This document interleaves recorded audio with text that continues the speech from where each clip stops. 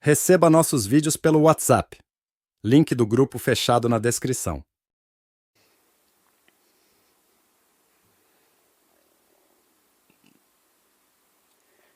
A maioria de nós passa a vida a fazer esforços, a lutar. E o esforço, a luta, é uma dissipação, um desperdício de energia. O homem, em toda a sua existência histórica, sempre disse que para encontrar a realidade, ou Deus, ou o nome que quiser dar, o indivíduo tem de ser celibatário. Isso é, fazer voto de castidade e passar o resto da vida a se recalcar, a se controlar, a batalhar consigo mesmo para se manter fiel a esse voto.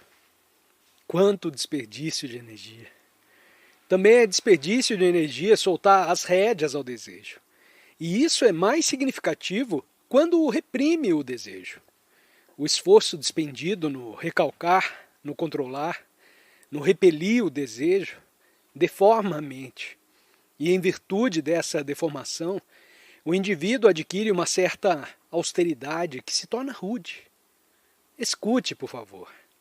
Observe esse fato em você mesmo e nas pessoas que te cercam. Observe esse desperdício de energia, essa batalha. Não é o sexo em seus diferentes aspectos, nem o próprio ato sexual, porém os ideais, as imagens, o prazer e o constante pensar neles que constituem o desperdício de energia. Assim, a maioria das pessoas desperdiça energia ou pela negação do desejo ou mediante o voto de castidade e o constante pensar nele. E como já dissemos, cada homem é responsável. Vocês e eu somos os responsáveis pelas condições da sociedade em que vivemos. Nós, e não os políticos, pois fomos nós que os fizemos ser o que são, desonestos, vangloriosos, ambiciosos de posição e de prestígio. É precisamente o que somos em nossa vida diária. Somos os responsáveis pela sociedade. A estrutura psicológica da sociedade é muito mais importante do que o seu aspecto orgânico. Ela está baseada na avidez, na inveja, na ânsia de aquisição, na competição, na ambição, no medo, na incessante exigência de segurança de todo o ente humano. Segurança em todas as suas relações, com a propriedade, as pessoas, as ideias. É essa a estrutura social que criamos. E a sociedade, psicologicamente, impõe essa estrutura a cada um de nós. A avidez, a inveja, a ambição, a competição constituem um desperdício de energia, porquanto sempre acabam em conflito. Um conflito interminável, como, por exemplo, de uma pessoa que é ciumenta. O ciúme é uma ideia. A ideia e o fato são duas coisas diferentes. Tenha a bondade de escutar. Se procuramos observar o sentimento chamado ciúme, através da ideia respectiva, não podemos entrar diretamente em contato com o sentimento. Estamos a observá-lo através da memória de uma certa palavra que fixamos em nossa mente com o significado de ciúme. O ciúme se torna uma ideia e essa ideia nos impede de entrar diretamente em contato com o sentimento que se chama ciúme. Isto é também um fato. Assim, a fórmula, a ideia, nos veda o contato direto com o sentimento. Portanto, a ideia nos faz dissipar energia. Visto que somos nós os responsáveis pela aflição, pela pobreza, pelas guerras, pela absoluta falta de paz que se observa no mundo, visto isso, o homem religioso não busca Deus, porém o que o interessa é a transformação da sociedade, ou seja, de si próprio. Visto isso, o homem religioso não é o que pratica rituais diversos, que segue tradições, que vive numa cultura passada e morta, a interpretar incessantemente o Gita ou a Bíblia, a entoar intermináveis litanias, o que vive como sannyasi. Esse não é um homem religioso, porque está a fugir dos fatos. Religioso é o homem que tem o máximo interesse em compreender a sociedade, ou seja, a si próprio, pois não é uma entidade separada da sociedade. O operar em si próprio uma mutação completa, total, significa a total cessação da inveja, da avidez e da ambição. Aquele homem, portanto, não depende das circunstâncias, embora seja o resultado das circunstâncias.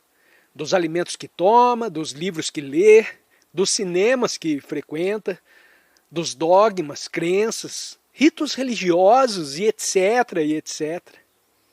O homem religioso é um ente responsável e, portanto, deve compreender a si mesmo como produto da sociedade que ele próprio criou. Portanto, para encontrar a realidade, ele deve começar aqui, e não num templo nem numa imagem. Não importa se esculpida pela mão ou pela mente. Do contrário, como poderia descobrir algo totalmente novo? Um novo estado? A paz não é simplesmente o predomínio da lei ou da soberania. É uma coisa bem diversa. Um estado interior que de modo nenhum pode ser estabelecido pela alteração das circunstâncias externas, conquanto seja necessária a mudança das circunstâncias externas. Mas a paz deve nascer em nosso interior, para que se possa criar um mundo diferente. E a criação de um mundo diferente exige uma tremenda soma de energia. Uma energia que, ora, está sendo dissipada num conflito constante. Portanto, temos de compreender esse conflito. A causa primária do conflito é a fuga. Fuga através da ideia. Observe a você mesmo. Veja como, em vez de fazer frente, digamos, ao ciúme, à inveja, em vez de entrar diretamente em contato com tal sentimento, você diz: como me livrar disso? O que eu devo fazer? Que método devo seguir para não ser ciumento? Tudo isso são meras ideias e, portanto, uma fuga ao fato de ser ciumento. Um afastamento desse fato.